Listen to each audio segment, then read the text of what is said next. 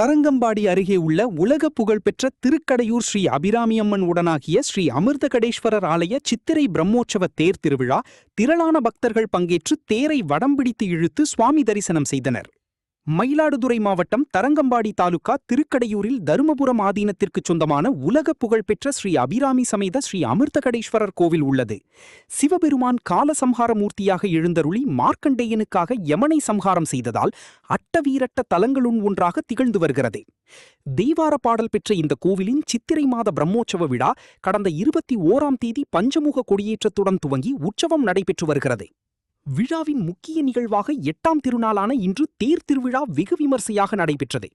இதனை முன்னிட்டு கோவிலிலிருந்து அபிராமி சமேத அமிர்தகடேஸ்வரர் உள்ளிட்ட பஞ்சமூர்த்திகள் சிறப்பு அலங்காரத்தில் திருத்தேரில் எழுந்தருள செய்து சிறப்பு பூஜைகள் மகாதீபாராதனை நடைபெற்றது. தொடர்ந்து தருமபுரம் கட்டளை சிவகுருநாதன் தம்பிரான் சுவாமிகள், எம்எல்ஏ நிவேதா முருகன், அதிமுக வேட்பாளர் பவுன்ராஜ் உள்ளிட்ட திரளான பக்தர்கள் தீரினை வடம்பிடித்து இழுத்துச் சென்றனர். தீரானது 4 ரத வீதிகளையும் சுற்றி வலம் வந்து நிலையை அடைந்தது. இதில் அபிராமி பொதுநலச் சங்கம் சார்பாக கோடை வெயிலில் வடம்பிடித்து பக்தர்களுக்கு நீர்மோர் தர்பூசணி வழங்கப்பட்டது.